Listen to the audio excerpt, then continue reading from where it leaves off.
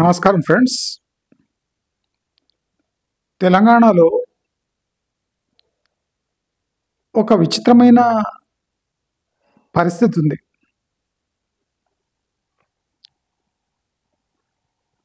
పాలిటిక్స్లో మాటకు విలువ లేకుండా పోయింది. అబద్ధాలకు బలైపోవాల్సిందేనా అని ప్రజలు అడుగుతున్నారు. ఎలక్షన్ మేనిఫెస్టో అంటే దాని అర్థం ఏమి? ప్రజలకు ఇచ్చిన హామీలు నెరవేర్చకుంటే పవర్లో ఉండే హక్కుందా? అసలు ప్రజలను మోసం చేసిన పొలిటికల్ పార్టీ ఒక రాష్ట్రాన్ని పాలించవచ్చా? అంటే ఇలాంటి బేసిక్ క్వశ్చన్స్ ఇప్పుడు మోస్ట్ ఇర్రెలవెంట్ క్వశ్చన్స్ అయిపోయాయి తెలంగాణలో. ఒక్కసారి ఎన్నికైతే 5 ఏళ్ల పాటు మోసం చేయొచ్చు. మోసం కాదండి, ఇది తీవ్రమైన మోసం చేయొచ్చు. ఈ రాష్ట్రం యొక్క ఖజానాపై హక్కు, ఈ రాష్ట్రం యొక్క మినరల్ రిసోర్సెస్ పై హక్కు, ఈ రాష్ట్రంలో ప్రజలు కట్టే ట్యాక్సెస్ పై పెత్తనం. ప్రభుత్వం అంటే ఇంతే. పాత ప్రభుత్వం చేసిన తప్పులను మేము ఎండగడతాం అని పవర్లో వచ్చి, పాత ప్రభుత్వం పెద్దలు చేసిన తప్పును సెటిల్మెంట్లతో సరిపెట్టి ప్రజల నోట్ల మట్టి కొట్టిన ప్రజలు సైలెంట్గా ఉండాలట. ప్రజలు కూడా పెద్ద స్పందించినట్టు నాకు కనిపించట్లేదు. ప్రజా వ్యతిరేక ఏ పని చేసినా ప్రజలు సైలెంట్గా ఉండి తమ పని తాము చేసుకుపోతున్నారు. అసలు దీనివల్ల ఏం జరుగుతుందంటే, రాబోయే ప్రభుత్వాలు కూడా ఈ ప్రభుత్వం కన్నా ఒక 100 హామీలు ఎక్కువ ఇచ్చి దాంట్లో ఒక్క హామీ కూడా నిలబెట్టుకోకుండా 5 ఏళ్ళు గడిపేసే అంటే ఒక టెక్నిక్ అందరికీ ఈ ప్రభుత్వం విత్ ప్రూఫ్ చూపిస్తుంది. ప్రజలకిచ్చే హామీ ఏమి, ఆ హామీ అమలు చేయకుంటే దాని పర్యవసానాలు ఏమున్నాయి అంటే, దాని రిజల్ట్ పర్యవసానాలు ఏమంటే అది 5 years అయినాక గద్దె దిగిపోవాలి. 5 ఏళ్ల వరకు విచ్చలవిడి పాలన సాగించవచ్చు. ఇది దీని అర్థం. ప్రజాస్వామ్యం అంటే ప్రజలు నమ్మి ఓటేస్తే దాన్ని వెన్నుపోటు పడిచి 5 ఏళ్ళు సిగ్గు లేకుండా పాలన సాగించవచ్చు. ఇది ప్రజాస్వామ్యం యొక్క తాత్పర్యం తెలంగాణలో. అయితే అసలు తెలంగాణలో పాలన ఎక్కడుంది? ప్రభుత్వాలు ఈ ప్రైమరీ లేదా సెకండరీ ఎడ్యుకేషన్ అంటే వాళ్ళకి ఎక్కడ వరకు చేతనవుతుందో అక్కడ వరకే ఎడ్యుకేషన్ ప్రొవైడ్ చేయాలి.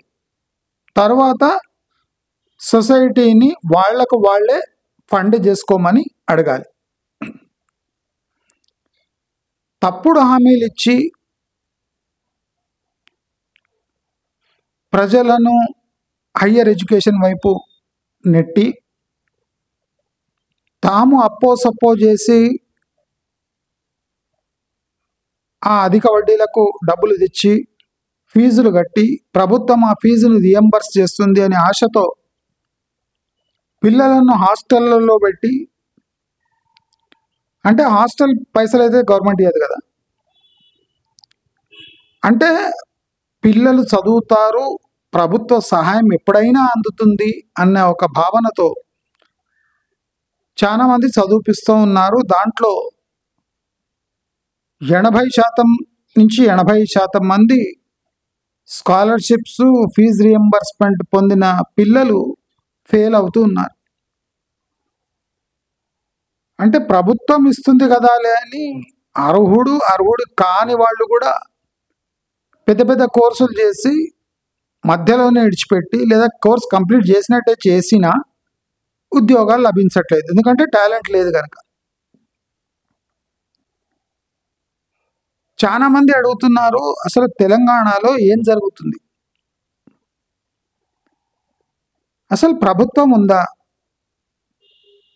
లేదా సెటిల్మెంట్కి ఒక అడ్డాగా మారిందా? మనం చూస్తున్నాం, కాంగ్రెస్ ప్రభుత్వం వచ్చి 2 ఏళ్ళు దాటిపోయినా కేటీఆర్, కేసీఆర్ బయటనే ఉన్నారు. అది విడిచిపెట్టండి, మొన్న 1 lakh జాబ్స్ లేకున్నా ఉన్నట్టు చూపించి దానికి ప్రభుత్వం డబ్బులు పే చేసింది. అంటే అవుట్ సోర్సింగ్ ఉద్యోగులు 1,00,000 మంది పని చేయకున్నా గత 9 ఏళ్లుగా వాళ్ళకు పేమెంట్ ఇచ్చింది. ఇది ఓపెన్ స్కామ్ కదా. దీంట్లో ఎవిడెన్స్ అంటే పట్టుకోవడం, ఎవిడెన్స్ క్రియేట్ చేయడం పెద్ద పని కాదు కదా. మరి ప్రభుత్వం ఎందుకు చేస్తలేదు? ఈ అవుట్ సోర్సింగ్లో 1,00,000 ఉద్యోగాలు లేకున్నా వాళ్లకు నెల నెల జీతాలు ఎలా ఇవ్వగలిగారు? అప్పుడు విజిలెన్స్ లేదా? డిపార్ట్మెంట్ ఏం చేస్తుంది? ఎవరికి డౌట్ కూడా రాలేదా? 1,00,000 ఉద్యోగాలు లేకున్నా బీఆర్ఎస్ ప్రభుత్వం 1,00,000 మందికి ఉద్యోగాలు ఇచ్చి వాళ్లకు కూర్చోబెట్టి జీతాలు ఇచ్చినా ఒక అర్థం ఉండేది. ఆ ఉద్యోగాలే లేవు అంటే ప్రజలు అడుగుతలేరు. బస్ ఫేర్స్ అడ్డగోలుగా పెంచేసినా అడుగుతలేరు. మెట్రో సేవలు ఇక తిరోధకం ఇచ్చినా అడగరు. ఆ RRR ఏమైపోయింది? ఆ RRR రింగ్ రోడ్ ఏమైంది? ప్లస్ ORR సంగతి ఏమి? ప్రాక్టికలీ రియల్ ఎస్టేట్ హైదరాబాద్ చుట్టుముట్టు భయంకరమైన పరిస్థితిలో ఉంది అని యాక్సెప్ట్ చేసుకోక మళ్ళీ కోకాపేటు, వెస్ట్ హైదరాబాద్లో ఉన్న ల్యాండ్స్ అన్నీ ఆక్షన్ చేసి వేల కొద్ది రూపాయలు గవర్నమెంట్ కాఫర్స్లోకి వచ్చిన రిటైర్ అయిన ఉద్యోగులకు సెటిల్మెంట్ ఇవ్వక ఒక 7 DAలు 2 PRCలు పెండింగ్ పెట్టడం, అంటే మొదటి తారీఖు జీతం ఇవ్వడం అది పెద్ద ఘనకార్యం వీళ్ళ ప్రకారం. ప్రతిసారి రైతు బంధుకు ఒక పోరాటం, రైతు బంధు అందరికీ ఇవ్వటం అంటే ఒక వెన్నుపోటే. అంటే కాంగ్రెస్ ప్రభుత్వం ఒక ప్రభుత్వమేనా లేదా ఒక సెటిల్మెంట్ ఏజెన్సీనా? నేను ఇంత తీవ్రమైన పదాలు ఎందుకు వాడుతున్నా అంటే సెటిల్మెంట్ ఏజెన్సీ లాగా పనిచేస్తుంది. ఎక్కడైనా గడబడి జరిగితే అక్కడ పోయి సెటిల్ చేసేసి ఆ ఇష్యూని కామ్ చేసేసి హైడ్రాతోని ఒక చిన్న వాళ్లకు గిట్టని బిల్డింగ్లను పడేసి ప్రభుత్వం పని చేస్తుంది అని హైడ్రా ద్వారా తెలియజేస్తుంది. ఇంత దరిద్రం అంటే సెటిల్మెంట్లకు, చెరువులో కట్టిన హైరైజ్లకు అంటే ఈ సెటిల్మెంటే ఆధారం. హైడ్రా అటువైపు చూడదు, హైడ్రాకు నచ్చినవే పడేస్తుంది. హైడ్రా నచ్చినవే పడేసి అది ప్రభుత్వ చర్యగా అభివర్ణిస్తుంది. అంటే చూడండి ఎట్లుంది,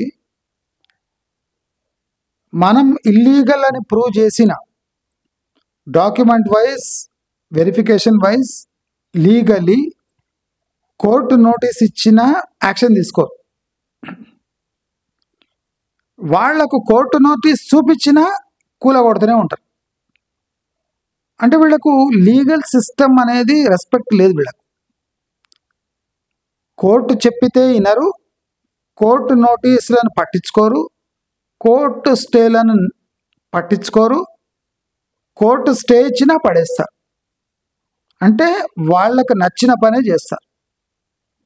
కానీ అన్ఫార్చునేట్లీ కోర్టులు వీళ్ళపై ధిక్కార పిటిషన్లు, అంటే ఏం చేస్తున్నారో నాకు అర్థం కాదు. కోర్టు ఒకసారి స్టే ఇచ్చినాక ఆ ప్రాపర్టీని ఎట్లా పడేస్తారు? కోర్టు స్టేకు విలువ లేదా? లేదా కోర్టు చర్యలు తీసుకో అని చెప్పినా చర్యలు తీసుకోరు. ఇప్పుడు మల్లారెడ్డి కానివ్వండి, ఫాతిమా కాలేజ్ కానివ్వండి, ఇది కాలేజీలు పక్కన పెట్టండి, హై రైజ్లు చెరువు మధ్యలో కడితే దానిపై చర్యలు లేవు. ఎందుకని?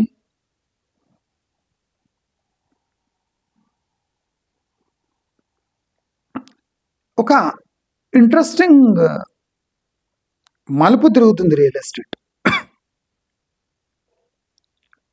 సిగ్గుతో, సిగ్గుమాలినతనంతో ఊళ్ళల్లో 30 లక్షలు చెప్తున్నారు ఎకరా. సిగ్గుతో, సిగ్గుమాలినతనంతో 30 లక్షలు ఎకరా అని చెప్తున్నారు.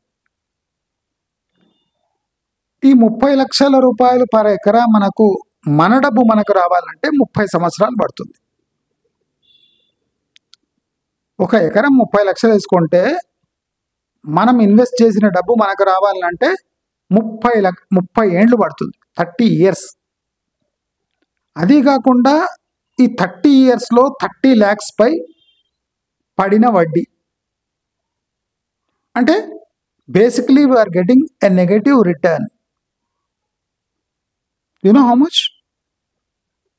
ఇప్పుడు మనము కిసాన్ వికాస్ పత్ర వేసుకుంటే 30 lakhs కాస్త 60 lakhs కాస్త 1 crore 20 అవుతుంది. అంటే 30 years మనము కిసాన్ వికాస్ పత్రలో 30 lakhs వేస్తే అది 1 crore 20 lakhs అవుతుంది.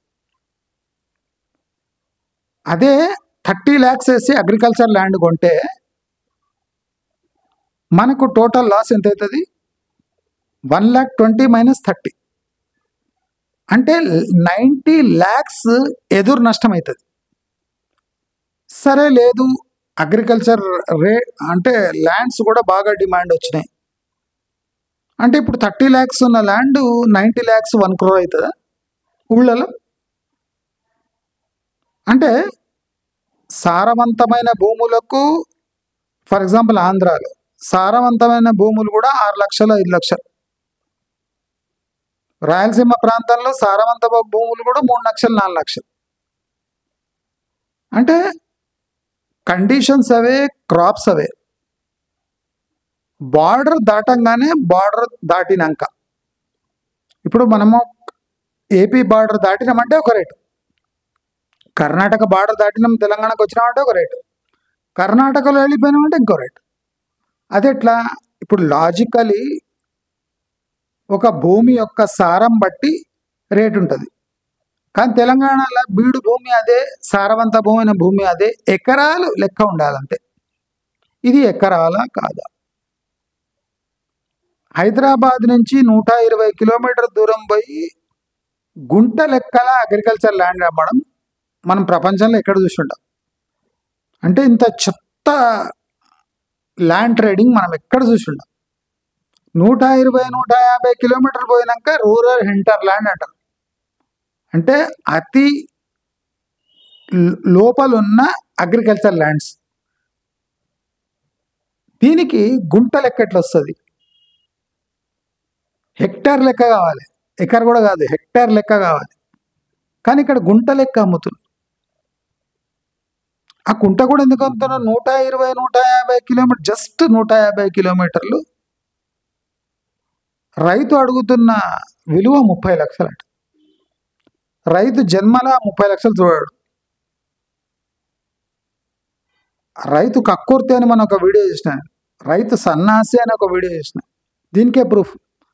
30 lakhs 1 acre కొంటే అది 30 yearsలో మనకు విత్ పంట 1,20,00,000 అవుతుందా? కాదు. మన అమౌంట్ మనకు రికవర్ కావడానికి 30 years కావాలి. 1 lakh per year రిటర్న్స్ లెక్కలు పెట్టుకుంటే ఇంట్రెస్ట్ లాస్ట్ అనే క్యాల్కులేషన్ చేయకపోతే మంచిగా ఉంటుంది. లేకపోతే మనకే ఆ 1 acre ల్యాండ్ పై 60 to 90 lakhs లాస్ వస్తుంది. అదే 30 lakhs హైదరాబాద్ చుట్టుముట్టు 200 గజాలు కొంటే అది 30 yearsలో గ్యారంటీ 1 crore చేరుకోవచ్చు, లేదా అట్లీస్ట్ డబల్ కావచ్చు, 30 to 60 కావచ్చు, అట్లీస్ట్ 80 lakhs కావచ్చు, లేదా 30ది 40, 50 కావచ్చు. అంటే ఏదో 50%, 100%, 200% గ్రోత్ రావచ్చు. కానీ అగ్రికల్చర్ ప్రాపర్టీ 1 acre కొంటే 30 lakhs పడితే 30 years ఖచ్చితంగా పడుతుంది to recover our amount, invested amount.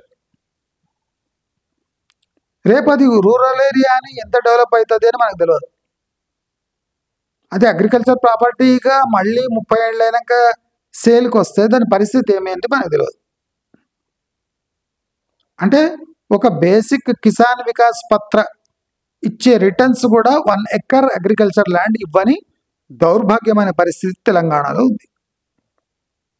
ఒక ప్లాట్ కొన్నా 30 lakhs 40, 50 అవుతుందేమో, లేదా 60, 80 అవుతుందేమో, ఏదో అంత అవుతుంది 30 yearsలో.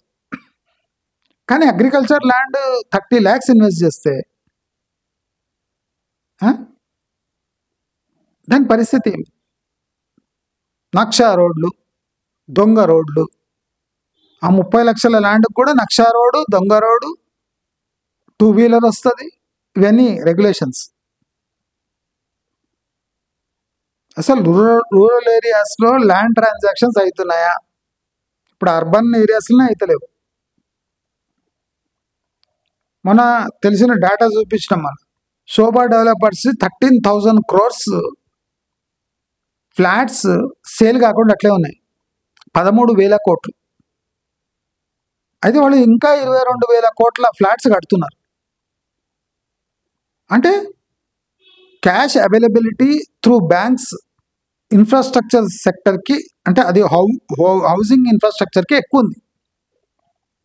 దానివల్ల విచ్చలవిడిగా కన్స్ట్రక్షన్స్ అయిపోయి ప్రతి ఒక్కడు ఇదే ఫామ్లో యూజ్ చేస్తారు. ఇప్పుడు శోభా అటువంటి డెవలపర్సే వాడు 13,000 crores వర్త్ ఫ్లాట్స్ ఖాళీగా ఉన్నాయి, మళ్ళీ ఇంకో 22,000 crores ఇన్ పైప్ లైన్ ఉన్నాయి. ఇప్పుడు మళ్ళీ కోకాపేట్లో 99 crores, 99 crores పర్ ఏకర్, 101 అయిపోయింది. ఇప్పుడు 99 crores per acre reserve price. ఇక్కడ 4,000 కోట్లు. ఆ 4,000 కోట్లు ఎక్కడ పోతాయి? 4,000 కోట్లు ఎక్కడ పోతాయి? రైతు బంధు, రైతు భరోసా, పిచ్చి పిచ్చి ప్రాజెక్టులు. ఇప్పుడు ఎస్ఎల్బిసికి ఎందుకు పోవాలి? ఇప్పుడు సడన్గా పాలమూరు ఎందుకు గుర్తుకు రావాలి? అది ఎస్ఎల్బిసి. ఇప్పుడు ఎస్ఎల్బిసి చేపడితే మీ దగ్గర జేబులో పైసలు డబ్బు లేదు, ఎస్ఎల్బిసి చేసి ఏం చేస్తాం? అంటే ఎంత పెద్ద ప్రాజెక్ట్ ఉంటుంది అంత పెద్ద కమిషన్. ప్రాజెక్టులు చేపట్టడానికి దమ్ము లేదు, కానీ ఎగ్జిస్టింగ్ ప్రాజెక్ట్ని మళ్ళీ స్టార్ట్ చేసినట్టు చేస్తే కమిషన్ వస్తుంది. లేకపోతే సడన్గా అంత హై వాల్యూ ఉన్న ఎస్ఎల్బిసిని ఎందుకు గెలుకుతున్నారు?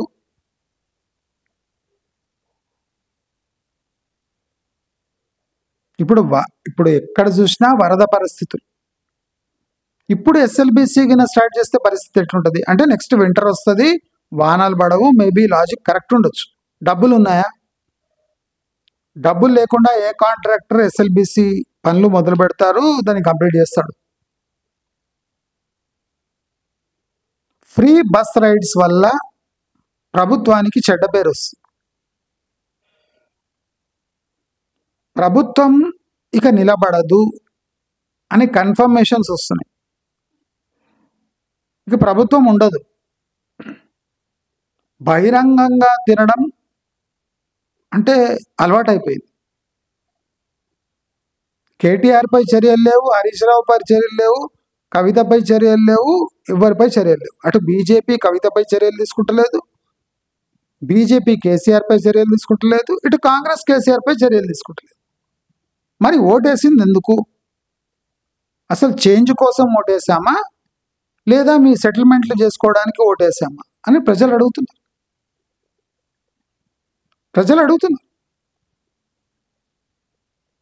ఫేక్ రియల్ ఎస్టేట్ ఫిగర్స్ ఇవ్వడంలో అందరు నంబర్ 1.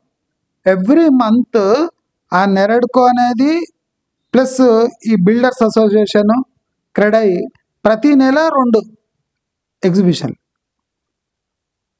అంటే యాక్సెప్ట్ చేసుకోండి కదా, రియల్ ఎస్టేట్కి డిమాండ్ లేదు, కొంతసేపు కామ్గా ఉందాము. కామ్గా ఉండలేరు, ఎందుకంటే వేలాది ఫ్లాట్లు ఇప్పుడు 3.5 lakh పైనే ఫ్లాట్స్ ఇప్పుడు ఖాళీగా ఉన్నాయి వెస్ట్ హైదరాబాద్. అవి అమ్మాలంటే ప్రతి వారం పెట్టాలి, ప్రతి వారం ఎగ్జిబిషన్ పెట్టినా అమ్ముడు పోవు. హై పొల్యూషన్ జోన్స్ కూకట్పల్లి దగ్గర, లేక్ పక్కన, డిఆర్ఎల్, బీడిఎల్ అంటే అతి ప్రమాదకరమైన హై పొల్యూటింగ్ జోన్స్ దగ్గర మీరు 30 అంతస్తులు లేపి ఏం చేయాలనుకుంటున్నారు? ఇప్పుడు Uppal Bhagayath high pollution zone, పక్కకే ఉప్పల్ ఇండస్ట్రియల్ ఏరియా. ఆ హెచ్ఎండి ఆక్షన్స్ చేసిండ్రు, 1,00,000కు దాటిచ్చిండ్రు. ఇప్పుడు 40,000 ఇవ్వడానికి ఎవరు రెడీ లేడు, ఎందుకంటే హై పొల్యూషన్ జోన్. దాని వాల్యూ 70,000 per yard ఈజీగా ఉంటుంది, కానీ హై పొల్యూషన్ జోన్ అని 40,000 ఇవ్వడానికి రెడీ లేడు. ఇప్పుడు పీర్జాదిగూడకు ఈ ఉప్పల్ భగాయికి ఏం డిఫరెన్స్ లేకుండా పోయింది. అంటే పీర్జాదిగూడ పొల్యూషన్కి ఎంత ఫేమసో ఇప్పుడు ఉప్పల్ భగాయత్ కూడా అంతే ఫేమస్ అయిపోయింది. వాన పడితే కూడా రోడ్స్ కనిపించలేని పరిస్థితి. అంటే హెచ్ఎండిఏ డెవలప్మెంట్ కారిడార్స్లో పరిస్థితి ఎట్లుంది, ఇక ప్రైవేట్ వెంచర్స్లో పరిస్థితి ఎట్లుంటుంది. గేటెడ్ కమ్యూనిటీ వల్ల ఫ్లడ్ జోన్స్ ఎక్కువవుతుంది, ఫ్లడ్డింగ్ ఎక్కువవుతుంది. అంటే ఎవరు కాంపౌండ్ వాళ్ళు కట్టేసుకుంటాయి పెద్ద పెద్ద ఏరియాస్, వాటర్ ఎస్కేప్ రూట్స్ అన్నీ బ్లాక్ అయిపోయి చెరువుగా మారుతుంది. ఈవెన్ హైదరాబాద్ అవుట్స్కట్స్లో కూడా ఇప్పుడు చేవెళ్ళ, వికారాబాద్లో మన ఫ్లడ్స్ వచ్చినాయి. ఎందుకు వచ్చినాయి? అన్ని పెద్ద పెద్ద గేటెడ్ కమ్యూనిటీలు, పెద్ద పెద్ద ఇవి farm lands, gated farm lands, water exit route లేక ఫ్లడ్స్ వచ్చేస్తుంది. మనం చేవెళ్ళ, వికారాబాద్ దగ్గర అంత పెద్ద ఫ్లడ్స్ చూడలే, కానీ లాస్ట్ 6 monthsలో మనం ఎన్ని ఫ్లడ్స్ చూస్తాం Chevella, Vikarabad, because of water obstruction నుంచి. ఇప్పుడు 111 జియో ఉంది, ఇప్పుడు 111 జియో పరిస్థితి ఏమి?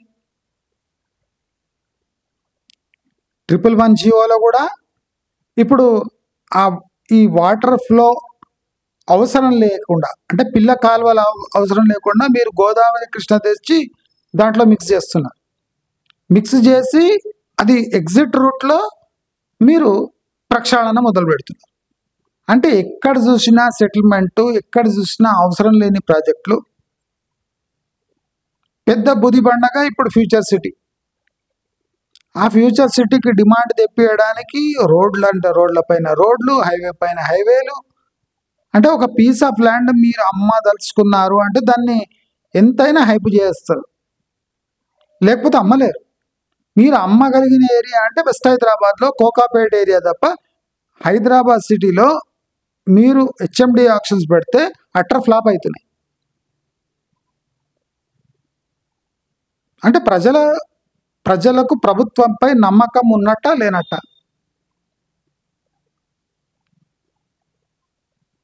మీరు రియంబర్స్మెంట్ ఇవ్వలేరు, స్కాలర్షిప్ ఇవ్వలేరు, బహిరంగంగా చెప్పేయండి సారీ మేము ఇవ్వలేము, మీది మీరే అరేంజ్ చేసుకోండి. వాడు చదువుకుంటా లేకపోతే లేదు. ఇప్పుడు అయిన అప్పులకు, అయిన వడ్డీలకు ప్రభుత్వం బాధ్యత తీసుకుంటుందా? తీసుకోదు.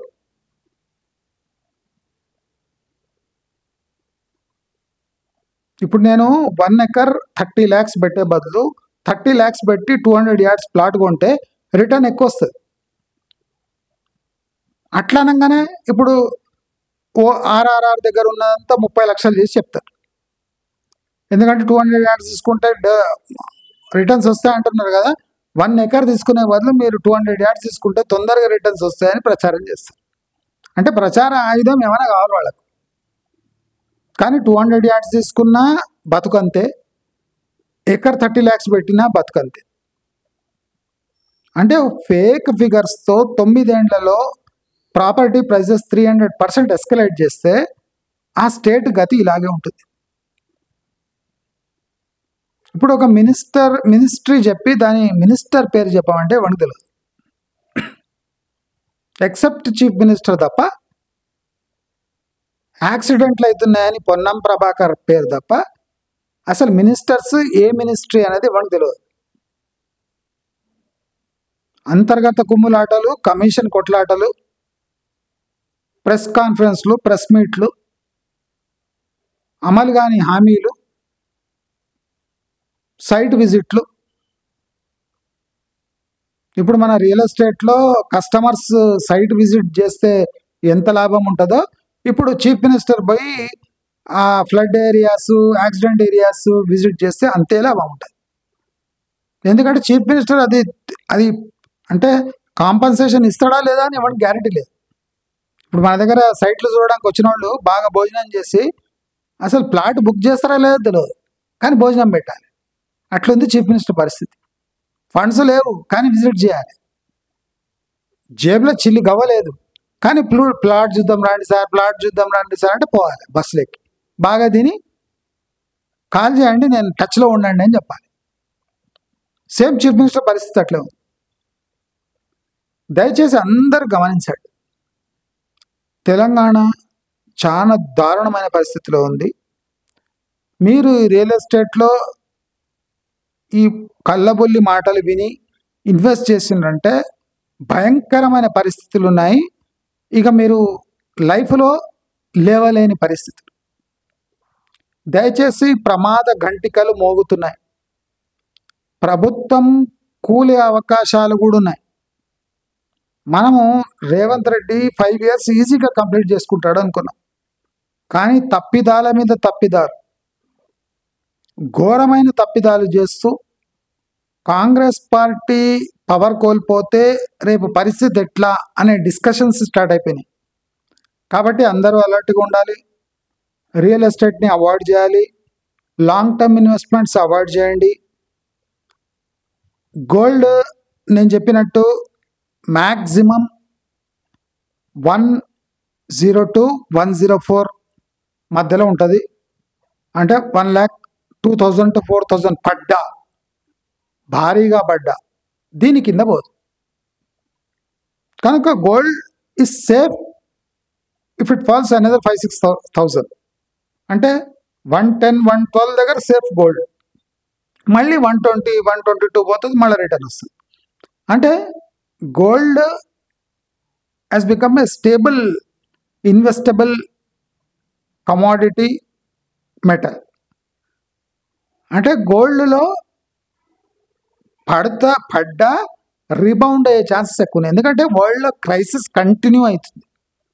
వరల్డ్లో క్రైసిస్ కంటిన్యూ అయితే గోల్డ్ పడడం చాలా కష్టం. గుర్తుపెట్టుకోండి, సింపుల్ ఫార్ములా. వరల్డ్లో ఎంత క్రైసిస్ ఉంటుందో గోల్డ్కి అంత డిమాండ్ ఉంటుంది. వరల్డ్లో కొద్దిగా క్రైసిస్ తక్కువైతే కరెక్ట్ అవుతుంది గోల్డ్, మళ్ళీ ఊపందుకుంటుంది. సో అందరూ ఇప్పుడు లాంగ్ టర్మ్ ఇన్వెస్ట్మెంట్కు పోకుండా షార్ట్ టర్మ్ ఇన్వెస్ట్మెంట్లో ఉంటూ పొలిటికల్ సిచ్యువేషన్ని బాగా క్లోజ్గా అబ్జర్వ్ చేయండి.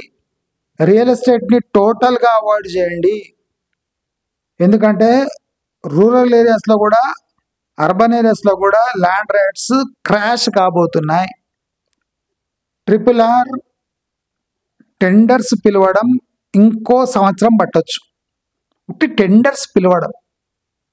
టెండర్స్ పిలిచినా లీగల్ లిటిగేషన్స్ రావచ్చు, ఎన్వైర్న్మెంట్ క్లియరెన్సెస్ ప్రాబ్లమ్స్ రావచ్చు, సెంట్రల్ ఫండ్స్ ఆగిపోవచ్చు. అంటే ప్రాబ్లమ్స్ అట్లీస్ట్ ఒక 30-40 ఉన్నాయి RRR కోసం. కాబట్టి RRR వస్తుంది.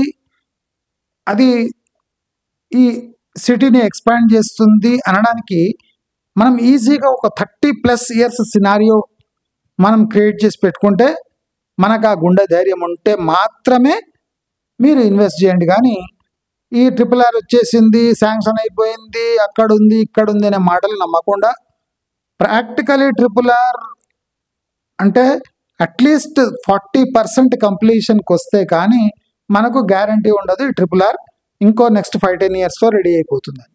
కాబట్టి హైదరాబాద్ చుట్టుముట్టు ముసురుతున్న ఈగలను మీరు నమ్మకండి. అది కుళ్ళిన మాంసంపై కూడా ఈగలు వస్తాయి. కాబట్టి కుళ్ళుతున్న హైదరాబాద్పై ముసిరే ఈగలను చూసి మీరు మోసపోకండి అని ఇన్వెస్టర్స్ని హెచ్చరిస్తూ నమస్కారం.